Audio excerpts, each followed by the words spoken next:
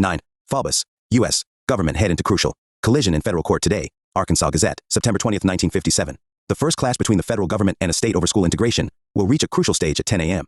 today in federal district court at Little Rock. The immediate issue will be whether Governor Faubus and the Arkansas National Guard should be enjoined from further interference with integration at Little Rock Central High School.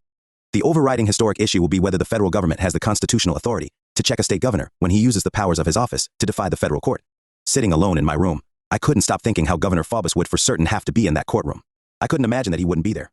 In my diary I wrote, "This is the day I hope to meet Governor Faubus face to face. I can't decide what to say to him.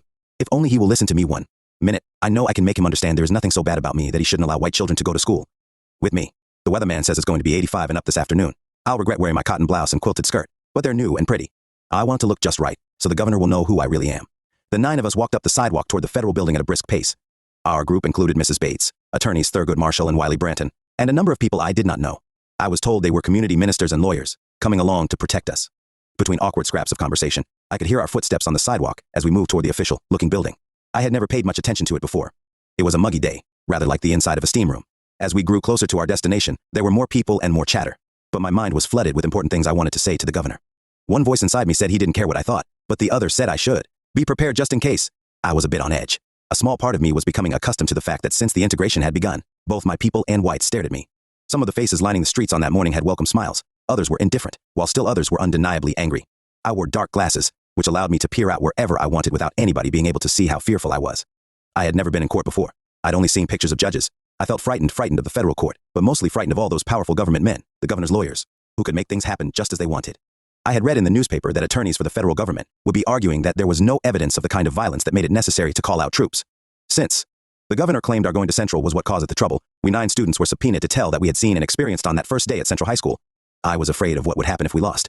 Would that mean we could be sued or arrested? Would the news reporters make fun of us? What would my friends say? "We're going to have to take the kids in through the side door," a man's voice said. My pace quickened as we were ushered past all the people milling about, through a very narrow, dimly lit marble hall, where our voices and footsteps echoed. We were led to the elevator, walking fast as if we were being chased. The door slid shut, and I stared straight ahead. My knees were trembling, and every inch of my body was perspiring. That elevator was so full that I could hear its guts grinding as it struggled to deliver us to the 4th floor courtroom. I hoped the opening elevator doors would admit fresh air. Instead, they revealed a crush of people, jammed body to body, shoving each other, desperately trying to get through that narrow hallway to go somewhere or do something. I was blinded by the glaring lights held high over the heads of the sea of people by news photographers trying to get pictures. We could hardly get out of the elevator and into the throng. Like sardines, we wiggled and pushed, trying to forge a pathway. I stopped thinking about fresh, cool air. I just wanted to breathe and not be crushed. As we emerged, several reporters started shouting questions at us. I felt as though I were attending one of those Hollywood openings I'd seen on TV. "What do you think of Governor Faubus? How do you think the white students will treat you? Go back to Central. Why do you want to go to the white school? Are your parents buying knives and guns?" "No," I shouted. "Nobody's buying weapons." "If you..." Mrs. Bates touched my shoulder. "Shh," she said. We had been cautioned not to talk back to reporters on this day. We were to say nothing until after the NAACP attorneys had made our case. Flashing cameras and blinding lights followed as we inched our way through the corridor. The questions continued, rapid fire, close in our faces. Perspiration trickled down the back of my neck. I could see beads of water on the noses and foreheads of many people crowded around me. "Smile, kids," Mrs. Bates whispered. "Straighten your shoulders, stand tall." It felt as though there were about 100 people in that hallway, where only half that many should have been squeezed in. Cameramen were perched on chairs and even on each other to get pictures. They must have been real anxious to be there because they were undoubtedly suffering in the sweltering heat and risking bodily injury as well. "Melba, we're inside now. Take off those dark glasses, please." I was embarrassed to be singled out that way by Mrs. Bates. The glare of the light hurt my eyes, and I didn't really want to look into the faces of all those people who seemed to be staring at me. "Some of you'll think we're stars, but really, all these reporters are here to see if we're going to get killed or not," teased one of the comics from our group. Step by step, with enormous effort, we managed to get through the crush of human bodies. The courtroom was smaller than I'd imagined, about the size of an average living room, with wooden benches lining either side of a narrow aisle. I had heard someone say the courtroom only held 150 people. It was filled to overflowing. I was glad to see that a good number of the spectators were our people. Sections of the room were roped off. We were squeezed through the crowd and ushered to one of the areas in front, near the bailiff. Reporters holding their notebooks sat in the jury box and in a small section at the rear of the room. As we took our seats, I noticed the United States and Arkansas flags displayed in the front of the room. "Niggers stink. The room smells now," a voice called out from somewhere behind us. I turned around to see 3 white ladies directly behind me. One of, "I'll bet you don't even know your ABCs, monkeys." Them said, "You monkeys, what are you looking at?" I glowered at her, trying not to say what I was really thinking. Where I came from, adults didn't behave that way. Suddenly uniformed soldiers were arriving. I turned my attention away from the woman heckling me as the soldiers paraded down the aisle with military precision. So these were the armed men who were keeping us away from school. These were the leaders of the Arkansas National Guard. Up close, they seemed much less intimidating. Some of them were no taller than I was. Several men and one woman, all wearing business suits and carrying briefcases, were talking to the uniformed men. I figured. They were the governor's attorneys. I asked where the governor was, expecting him any moment.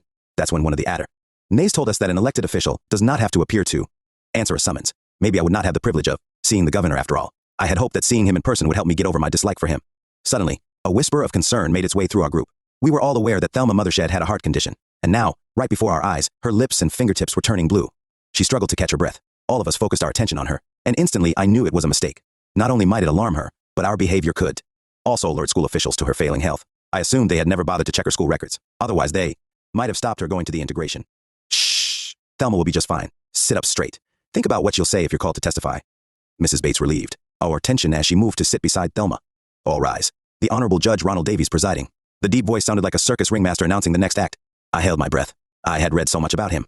What would he be like? A very small man wearing a black robe entered and moved swiftly toward the massive desk.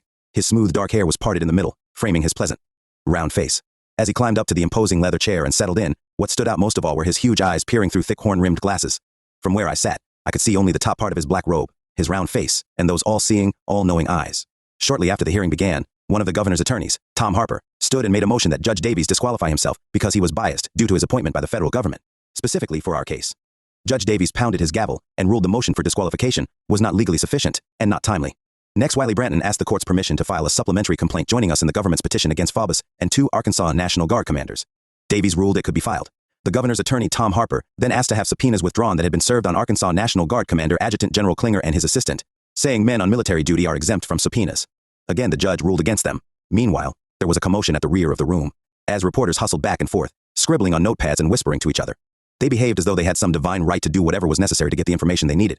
They were an electrifying show unto themselves, separate and apart from the judge and lawyers. The more I watched them, the more I thought I'd like to become one when I grew up. As a reporter, I would get to observe interesting events and write about them. I'd also get to behave with a know-it-all urgency, as though what I was doing were more important than anything else. The seats were so hard that I was pleased Judge Davies moved things along swiftly, pounding his gavel, denying motions presented by the governor's attorneys, all the while speaking sternly. Finally, just before noon, Harper, once again speaking for Governor Faubus, asked if preliminary matters were taken care of. Well, the judge growled, I haven't gotten the late mail, but I think so. Continuing in a matter-of-fact tone, Harper then asked Judge Davies to dismiss the case because it involved constitutional issues that required a 3-judge panel. Judge Davies ruled that the case would continue. In response to that ruling, Harper said, "May we be excused?" Judge Davies spoke emphatically, "You are excused, gentlemen, but you understand that this is a moot question. The hearing will proceed." Continuing to speak for all the governor's attorneys, Harper began reading a statement. The position of Governor Faubus and the military officials of the state is that the governor and the state will not concede that the U.S. court or anyone else can question the authority of the governor to exercise his judgment in administering the affairs of state, and since he does not concede this responsibility, we will not proceed further in this action. To my amazement, Harper led the way as several men and one woman gathered their papers and followed him out the door. "Is this a protest?" someone asked. Reporters ran for the door like corralled horses through an open gate. I thought they'd hurt themselves. The judge pounded the gavel. The attorneys for the Department of Justice called themselves amicus curiae, saying they were prepared to offer more than 100 witnesses to support the order for integration. Word was whispered down our line that amicus curiae meant friend of the court, but surely no real friend would keep us sitting on those hard seats long enough for 100 people to testify. My heart sank as we 9 eyeballed each other with grim expressions. "We'll be too old for high school if we have to listen to all those people," I whispered aloud. To my delight, the judge announced the 100 witnesses would not begin until after recess, in order to get to our lunch. We walked through a gauntlet of hot flashing lights and squeezed past people shouting questions. Once outside, we encountered the problem that had always plagued our people in Little Rock. There were no restaurants that would serve us, at least no decent ones. The mighty Thurgood Marshal was forced to join us in a greasy joint that served wilted lettuce on overcooked hamburgers in the shabby section of our neighborhood known as 9th Street. As he ate, he answered our questions. More than anything, he seemed to be astonished that the governor's attorneys had walked out of the room so suddenly. "It must have been their plan all along," he said. That afternoon, the parade of witnesses presented by the Justice Department made one major point. They said the threat of violence, due to integration, was not sufficient for the governor to have called out troops. The mayor of Little Rock, the chairman of the school board, the superintendent of schools, the principal of Central High, and the Little Rock chief of police all testified that they found no threat of violence in Little Rock and had not requested that the governor send troops. School Superintendent Virgil Blossom testified for a long time about the details of the school board's plan for integration, which had taken 2 years and 200 meetings to devise. U.S. District Attorney Orso Cobb asked how many complaints he had gotten. Blossom said the school board had received only a few complaints and suggestions for improving the plan. As a matter of fact, the plan has been very well received. "I'm not saying I believe any majority of the people of Little Rock want integration," he said. "They don't, but they favor this plan as the best answer to a difficult problem." The judge asked the superintendent a question many people had asked me and one I had wondered about myself. How were these 9 students chosen? The Negroes were selected on the basis of scholarship, personal conduct, and health. "We picked those who had the mental ability to do the job and had used it," Blossom answered. For just a moment, I fretted they would discover Thelma's secret heart problem. But the fact was, they had never had us examined by a doctor, and there was no talk of doing so. Then it was time to present our case. The nagging voice inside my head said, how could I put my hand on the Bible and not tell the whole truth? Another voice argued that yes, Mother and I were chased, but in fact we weren't hurt. They didn't really touch us. So the truth was, we weren't injured on that day. Over and over again, it had been explained to me that to say we were physically injured or attacked that first day on the school grounds or in the immediate area would be to support the governor's case. We knew he would use the slightest justification to delay integration for all eternity. First to testify from our group was Ernest Green. He wanted to go to Central, he said, because it was closer to his home and would save time and money. He was asked whether he offered any assault against the troops. No, sir, I didn't, he said with a broad smile. Next, Elizabeth Eckford testified. She did not complain about the life-threatening mob that had traumatized her. She sat erect, speaking calmly, saying that a few white people lived not far from her house, yet there had been no racial disputes. I was relieved when the attorney said that there would be no need for the rest of us to testify. Had I been asked to place my hand on the Bible, I don't know what I might have been forced to say, perhaps truths that would have hurt us. I figured it was that divine force again moving us on to integration. The attorneys for the United States made repeated references to the May 1954 decision. I had to stop listening. The very mention of that decision always made me sad. It brought back the face of the angry white man who had chased me down that day. Panic-filled recollections flooded my mind, blotting out the courtroom proceedings. Melba. Minijan was tugging at my arm. The authors were excited. The judge was announcing his decision, saying that the governor had thwarted the court-approved plan of integration by means of National Guard troops. The judge's voice was deep, his tone emphatic, as he said, "There is no real evidence here that we shouldn't proceed with the court-ordered integration of Central High School. The order is so entered." He pounded the gavel, stood, and walked out of the room. "Oh, damn nigger-loving judge," someone shouted, using all those words that Grandma said would lead a body to hell. Mrs. Bates told us to remain seated until everyone else left the room. I sat very still for a long moment as everybody around me began moving. So God, you really do want me to go back to that school? For a time it seemed as if I were all alone in a silent tunnel, and everyone else was way at the other end. I would always remember that judge, and his huge, piercing dark eyes. There must be something wonderful in his heart, I thought. I would remember him in my prayers. As a throng of reporters surged toward us, my heart was pounding, my breath coming in short spurts. I flashed my confident smile, but my knees wobbled. Those reporters went crazy, all shoving and shouting their questions at once. I thought they might injure us and themselves as they climbed over each other and tried to get their cameras into position. It was like nothing I had ever experienced before. "Come Monday morning, you'll be a genuine Central High student. How do you feel about that?" One reporter shouted his question above all others. "Monday morning," I whispered. "I'm going to be a Central High student Monday morning, at 6:20 p.m. Friday evening, Governor Faubus made a big deal of removing the Arkansas National Guard from Central High. He appeared on television saying that he would appeal Judge Davies's ruling. He gave a long and impassioned speech, predicting once again that if integration took place, blood would run in the streets of Little Rock. "You know he's smart like a fox," Grandma said. "He's got something in mind, suddenly moving those troops that way. No, I think he's just following the judge's orders. Anyhow, he's a defeated man. Let's celebrate." Mother raised her glass of lemonade. Grandma frowned. She disliked any one of us to do with milk or a cola what sinners did with liquor. "To integration with peace and joy and harmony," Mother said, smiling, and took a sip of her lemonade. "All right," Grandma said, lifting an imaginary glass into the air. "To life without all this ugliness. Maybe now things will quiet down and get back to normal." That night I wrote in my diary, "Okay, God, so Grandma is right, it's my turn to carry the banner. Please help me do thy will." Over the weekend, Little Rock became an eerie city. Only those with urgent business walked the streets, with quick nervous strides. People from my community did not gather and visit as they usually would. Like me, they must have been frightened by the news reports that continued to describe roving gangs of segregationists crisscrossing the city, looking to do harm to any of our people they could find. Rumors persisted that various people we knew had been beaten or chased. It felt awful not to have authorities to turn to in the midst of all the violence. I could see fear in the faces of the adults around me. I could hear it in their whispered conversations. All my life I had felt unprotected by city officials. If some major crisis took place, like a fire in our community, white firemen had always taken their time coming to help. They didn't fight to save our lives and property, as if neither had any value to them. So we had set up our own systems of summoning each other for help. The integration dispute made me feel as though we were much more vulnerable. Whites had control of the police, the firemen, and the ambulances. They could decide who got help and who didn't. Even if the Ku Klux Klan ravaged one of our homes, we wouldn't call the police for help. None of us was certain which of our city officials wore civic uniforms by day and white sheets at night. News reports described Governor Faubus as unruffled by all the turmoil. He was living his life and doing business as usual in the face of this crisis. One article said that through the 2 previous hectic weeks, the governor had been sleeping soundly, eating regularly, chatting with his son in college, enjoying his fan mail, and relaxing as he read about his favorite president, Abraham Lincoln. He didn't sound to me like a man who was remorseful or planning to mend his ways, or a man who was suffering the inconvenience of having his normal way of life shattered, as were we. On Sunday, I thought the news of more violence in the streets might cause Grandma and Mama to forget about church. I should have known better. It was cloudy, with thunderstorms expected, as we cautiously drove our regular route to church. It upset us to see that sidewalks usually filled with families on their way to Sunday service were empty. We heard the church bells toll, their echoing clang a protest to the silence that blanketed our community. However, a hopeful mood was evident in the church service. The judge's positive decision for integration was God's will, Reverend Young said, and God would give us the strength to go forth. He said we needed to pray and work to heal our divided community. He spoke of the many God-fearing, reasonable white people who supported our activities and of the white ministers joining forces to help stop the violence. He expressed gratitude and prayed for Mayor Woodrow Mann, who continued to defy Governor Faubus, accusing him of being wrong in opposing integration and the federal government. our minister urged support for the 9 of us who were integrating Central, mentioning the 3 of us who sat in church, Gloria, Ernie, and me.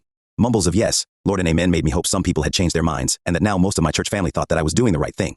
But nevertheless, there were those who disagreed and were willing to show their feelings at every turn. One woman snagged in the ladies' bathroom, saying, "The nice white lady I work for treated me like family up till now. These days she treats me like I'm just the colored help." "Look," Mother said, "there's a price to be paid for freedom. We pay it now or we're in ball and chain forever." "Easy for you to talk, Mrs. Pattillo. You're an educated woman. I ain't got no sheepskin on my wall." The church service seemed to last longer than usual. Afterward, there was so much talk of integration that I felt wrung out. The only bright spot in my Sunday was Vince's offer to drive me home from church. Mother frowned at the suggestion. When I pleaded, she demanded that she trail us in her car. So we formed a 2-car caravan, Vince in his brand new squareback, red and white Chevy, and Grandma, Mama, and Conrad following close behind in our car. "I guess I'd better not speed," he said, grinning that handsome smile. I was craning my neck to look back every now and then. "Yep, they're there," he said. I was embarrassed that Mother was following us so closely. To make things worse, Vince had one thing on his mind: integration, finding out about what we 9 were doing.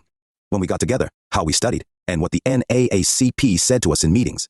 I began feeling as though I were giving a news report. How does it feel to see your name in the paper, to be a celebrity that everybody's talking about? I glanced at him in his Eisenhower jacket and slick shoes. He was sharp and wonderful. Why couldn't it be another place and time? Uncomfortable, I grumbled. "Hey, there's got to be some good things in all the fuss there. Making over you. It's all so new that I can't figure it out yet. Right now, I'd give anything for just one day of normal school with old friends. Too late for that. You're a Central High student." I had counted on our date as one last opportunity to feel normal joy before Monday came. Our conversation and his cute charms were supposed to stoke my daydreams so I'd have something to smile about when things went wrong at Central. No such luck. In less than 24 hours, I would face my first day inside Central High without this protective veil.